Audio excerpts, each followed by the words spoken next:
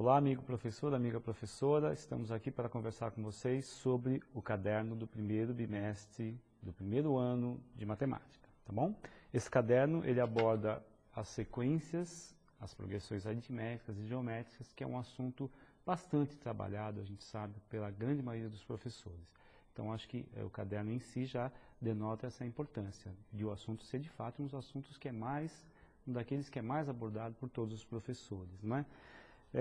Esse caderno ele é composto, então, por 4 situações de aprendizagem, como todos os demais. Eu só queria, antes de entrar propriamente dito nas situações de aprendizagem, chamar a atenção do professor para que cada caderno sugere situações que podem enriquecer o trabalho do professor, mas que de forma alguma devem significar uma amarra ao seu trabalho. Elas não devem condicionar o planejamento do professor a essas atividades. Elas podem ser, sim, um material para complementar aquele bom trabalho que o professor já faz em sala de aula, atribuindo às vezes alguns significados diferentes ao conceito que às vezes o livro didático não conseguiu atribuir, porque o livro didático não tem condições de trabalhar todos os significados que a gente pode atribuir aos conceitos. Outra coisa que eu quero chamar a atenção antes de começar é o fato de que nós tivemos uma série de problemas por dificuldades assim, de tempo, de prazo, muita correria, apesar da proposta ser maravilhosa, nós tivemos pouco tempo para conseguir implementá-la. Então o professor poderá achar às vezes um errinho de digitação aqui e ali, era para sair um X ali, saiu um sinal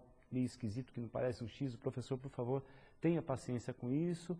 A gente sabe perfeitamente que o professor será capaz de identificar esses erros, esses enganos, às vezes, de digitação, mas que esses problemas já estão todos resolvidos para os próximos cadernos. Apenas no primeiro bimestre nós tivemos esse ritmo um pouco mais atribulado, tá bom? Então, voltando aqui para o caderno, para as situações, a primeira situação de aprendizagem desse caderno, ela trata das sequências, padrões e regularidades. Essas sequências, elas não são apenas aritméticas aqui, a gente está trabalhando com sequências que são aritméticas e sequências que são geométricas, ou seja, sequências que têm padrões aritméticos e sequências que têm padrões geométricos. O professor vai perceber isso pelo caderno, porque vai perceber uma série de ilustrações, uma série de desenhos, e nesses desenhos tem uma regularidade, né? E essa regularidade deve ser explorada. A gente vai fazer, então, uma dupla significância ao conceito da regularidade, na medida que a gente trabalha com a regularidade aritmétrica e geométrica de uma forma casada, ok? Então, logo na primeira página, na página 11 aqui da situação, o professor já vai perceber lá um exercício desse tipo, né?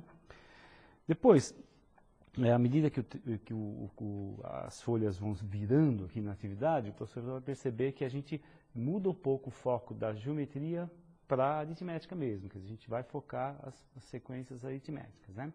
E aí, quando a gente foca a sequência aritmética, qual é a questão? A questão é tentar encontrar a expressão matemática daquela sequência. Quer dizer, cada sequência tem uma expressão matemática que traduz, de alguma maneira, aquela regularidade que a gente observa. Então, numa sequência como 3, 6, 9, 12, 15, cujo passo é 3, não é isso? 3 vezes 1, 3 vezes 2, 6, 3 vezes 3, 9, 3 vezes 4, 12. Essa sequência pode ser traduzida pela expressão 3 vezes n, quer dizer, o termo qualquer da sequência será obtido multiplicando a sua posição, que é o n, pelo 3, que é esse passo constante. Então, essa sequência teria uma expressão que a gente chama de termo geral, do tipo AN igual a 3n. Essa questão é o que deve ser tratado no caderno, fazer com que o aluno perceba a regularidade numérica antes de ele aplicar uma fórmula qualquer que ele sabe, que até já ouviu falar do seu colega, até do menino que está no segundo ano, que é amigo dele, que existe uma fórmula que calcula o termo geral da PA, uma fórmula que calcula o termo geral da PG. Não, vamos deixar isso de lado. O que nós pretendemos aqui é exagerar de fato na observação da regularidade numérica. Então, vamos pegar um outro exemplo aqui para comentar. Temos aqui na página 13, ainda dessa situação de aprendizagem, um exemplo de uma progressão também aritmética, mas ele nem precisa saber disso nesse momento, que é do tipo 7, 10, 13, 16, 19, o professor está acompanhando comigo, é 7, 10, 13, ou seja, a sequência tem um passo igual a 3. 7 mais 3, 10, mais 3, 13, mais 3, 16, e assim vai. Esse passo igual a 3, o aluno vai perceber rapidamente, o professor pode estimular, é claro, ele vai perceber rapidamente que esse passo 3 faz com que, na expressão matemática que ele já traz desde a sexta série, não é algo que é muito novidade para ele, não, ele já faz isso há muito tempo. Quer dizer, nessa expressão que vai traduzir essa regularidade, o passo sendo 3, esse 3 vai aparecer lá na expressão, não tem como. Se vai de 3 em 3, tem que ser 3 vezes 1, 3 vezes 2, 3 vezes 3, vai ter que ser um 3n lá, tá certo? O aluno percebe isso, repito, com a possibilidade do professor estimulá-lo, né? Então, se vai de 3 em 3 é 3n, mas veja bem, vamos voltar aqui, 3n, se eu ponho n valendo 1, 3 vezes 1 dá 3, mas eu não tenho 3 aqui, o que eu tenho aqui? Aqui eu tenho 7. Então, veja lá, se o professor põe 3n, põe n valendo 1, mas tem que dar 7, é porque está faltando 4, ok? Então, 3 vezes 1, 3 mais 4, 7. Então, esta será a expressão do termo geral, 3n mais 4. Esse teste pode ser feito para os termos seguintes. Então, 3n mais 4, quando n é igual a 1, dá 7. 3n mais 4, quando n é igual a 2, vai dar o quê? O segundo termo, que é 10. Quando n é igual a 3, e assim por diante, ok? Então, esta regularidade do passo é o raciocínio fundamental para a PA. Não é o caso de se recorrer à fórmula ainda, repito, é o caso de recorrer-se a essa questão do passo, da regularidade. E não apenas para as PAs, tá? A gente sabe que a PA tem um passo onde esse passo, né, é adicionado a cada termo para que se obtenha o seguinte. No caso da PG também tem um passo, só que esse passo é um passo que se vai multiplicando a cada termo para que se obtenha o seguinte. Mas essa ideia dessa regularidade, de a gente perceber a regularidade, tentar obter sem a necessidade de usar uma fórmula já pré-estruturada, eu acho que é o principal nesse trabalho, tá bom? Bom, nós temos aqui uma série de exercícios exemplares nesse material sobre essa questão de elaborar a fórmula algébrica que traduz a progressão, seja ela aritmética ou geométrica. E aí, quando nós vamos partir mais para frente, a gente vai já cair na situação de aprendizagem 2, quer dizer, então vamos repetir, a primeira trabalha com a formulação de modo geral, quer dizer, eu preciso obter fórmulas matemáticas que traduzam sequências aritméticas, ok? Depois, na situação B, na situação de aprendizagem B, eu já vou particularizar. Eu vou particularizar, então, para a progressão aritmética. E aí, mais importante do que nunca é exercitar com seus alunos essa questão do passo. O passo é o que dá a PA, no fundo, né? Esse passo de se somar um termo para se obter a PA. Sobre isso, eu queria falar para vocês especialmente em dois aspectos nessa situação de aprendizagem. Isso é um conteúdo que nós comentamos no início, bastante trabalhado pelos professores. Então, não haverá dificuldade alguma em o professor denotar uma atenção maior, menos ao exercício, mas mais ao enunciado, à leitura, à compreensão do enunciado, à interpretação. Isso vai ser fundamental. Então, o professor vai perceber uma série de problemas aqui, né? Que tratam da questão da progressão aritmética, e alguns problemas até têm um contexto diferenciado. O professor poderá recorrer a eles. Na página 19 a gente tem algumas ideias desse modelo, tá? E outro aspecto que eu queria o foco na questão da soma dos termos de uma PA, que está aqui na página 21. Tem alguns exercícios bastante interessantes aqui, mas qual é o foco da soma da PA? O professor conhece bem isso, eu queria só ressaltar. E o caderno ressalta também. A soma da PA, ela trabalha com a ideia de que você tem uma sequência numérica em que este termo e este, o primeiro e o último, dá um certo valor se somado, que é a mesma coisa que este, ou seja, o segundo e penúltimo também somado, que é a mesma coisa que o terceiro e o antepenúltimo também somado. Então a gente tem pares de valores que, se somados, conduzem sempre ao mesmo resultado. Essa ideia, ela precisa ser explorada aritmeticamente. É nisso que eu quero insistir com o professor. Essa ideia precisa ser explorada aritmeticamente. Essa ideia, nós sabemos, professor, vem lá daquela história desde o Gauss, que o professor pediu que ele fosse ao canto, porque ele parece que conversava muito em aula, pediu lá que ele fosse para o cantinho fazer a soma dos números inteiros de 1 a 1000, achando que com isso ele ia demorar lá 1 hora para fazer, e ele em menos de 3 minutos fez a soma, levou ao professor, e parece que, segundo conta a lenda, não é? O professor é que demorou 1 hora para ver se o resultado dele estava correto ou não.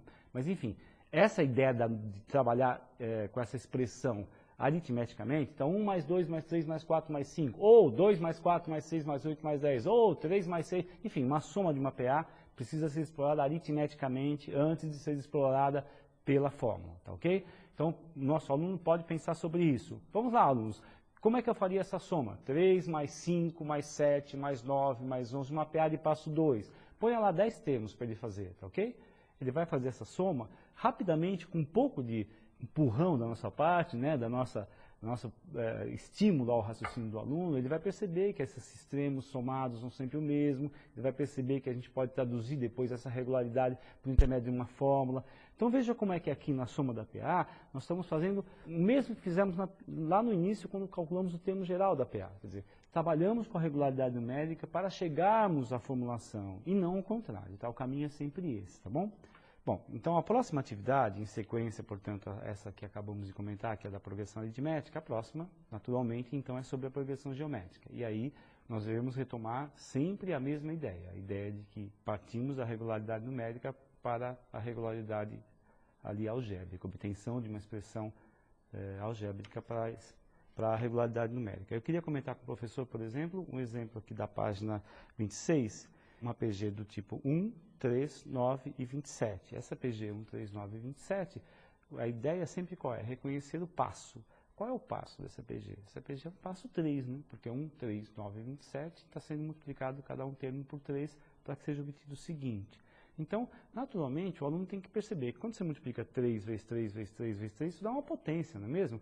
3 vezes 3, 3 ao quadrado, 3 vezes 3 vezes 3, 3 ao cubo. Então, aqui, como ele está multiplicando sempre por 3, sempre por 3, sempre por 3, para obter termos seguintes, vai ter, no termo geral, necessariamente tem um 3 elevado a n. Não tem como não ter. Então, o 3 elevado a n vai permitir que ele parta dessa ideia do 3 elevado a n para obter a sequência. Então, se é 3 elevado a n, ele pensa assim, bom, 3 elevado a n. Se o n for 1, 3 a primeira dá 3. Mas eu não tenho 3 lá na sequência. Meu primeiro termo é 1. Então, vamos repetir. 3 elevado a n. Se o n vale 1, 3 a primeira dá 3. Não dá 1, que é o que tem lá. Mas quando ele põe 3 elevado a n, o n valendo 2, vai dar 9. E também não tem 9 no segundo termo, tem 3. Tem um passo, está defasado, vamos dizer assim, né?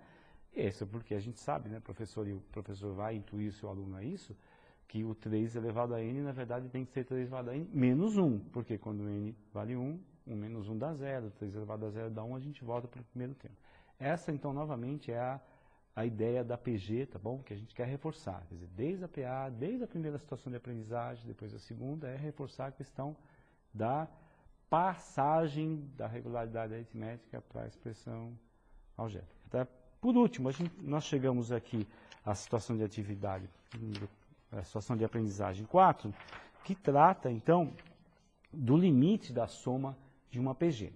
Esse é um assunto que costuma ser bastante estimulador para o nosso aluno. O aluno costuma gostar disso, porque ele tem uma baixa dificuldade assim, em termos de cálculo, mas tem uma coisa interessante, que ele mostra, talvez pela primeira vez para o nosso aluno do ensino médio, a questão da ideia do infinito.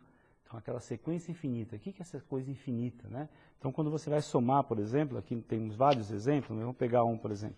Vamos somar aqui uma sequência como essa daqui, 3 mais 3 meios mais 3 quartos, que está aqui na página 30, né? 3 mais 3 meios mais 3 quartos mais 3 oitavos. Essa sequência ela vai cada vez mais diminuindo, seus termos vão diminuindo cada vez mais.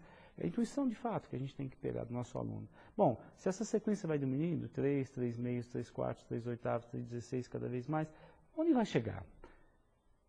Vai chegar onde? Em algum lugar onde o último termo é tão pequeno que ele possa ser considerado zero. Então, quando o último termo é tão pequeno que ele pode ser considerado zero, a gente pode reproduzir para o nosso aluno, assim, muito simples, e eu quero ressaltar isso, que essa soma, ela seja feita, professor, da seguinte maneira. Nós temos lá 3 mais 3 meios, mais 3 quartos, mais 3 oitavos. Então, essa PG, ela está, à medida que prossegue, cada um dos seus termos é menor em relação ao anterior. Isso sem dúvida. Então, o nosso aluno vai intuir essa ideia do infinito. Vamos pensar, à medida que isso cresce, o número de termos diminui cada um dos termos. Até onde vai isso? Até onde nós quisermos. Vamos pensar que ele vai até uma certa hora que eu possa considerar o último termo tão pequeno que ele é nulo. Ele nunca chegará a ser negativo, mas ele chegará a zero, no seu limite. Isso é um exercício, né, para o qual eu peço licença, um exercício de linguagem para o qual eu peço licença, sabemos do limite, mas para o nosso aluno do primeiro ano, isso pode ser mostrado dessa maneira, é bastante intuitivo. A soma, como ele vai proceder para calcular a soma, ele já aprendeu na situação de atividade anterior, na situação de aprendizagem anterior, não vai ser difícil para ele fazer isso. Então, o que tem de novo nisso aqui? Na verdade, tem a ideia que vem desde o primeiro momento, da primeira página da primeira atividade, a ideia de que uma regularidade numérica pode ser traduzida por uma sentença matemática. A sentença matemática, nesse caso, ele vai se apropriar daquilo que ele já tinha, de fato, se apropriado na situação de aprendizagem anterior, ok? Então, é isso. Eu quero reforçar mais ainda o professor do trabalho, o fato de que as 4 atividades, elas podem complementar o trabalho do professor, podem enriquecer mais o trabalho, o bom trabalho que o professor já faz, podem ser um complemento ao livro didático. Nós nos colocamos aqui para qualquer dúvida que pudermos, que o professor sentir necessidade, estamos à disposição, tá bom? Um bom trabalho a todos e até a próxima.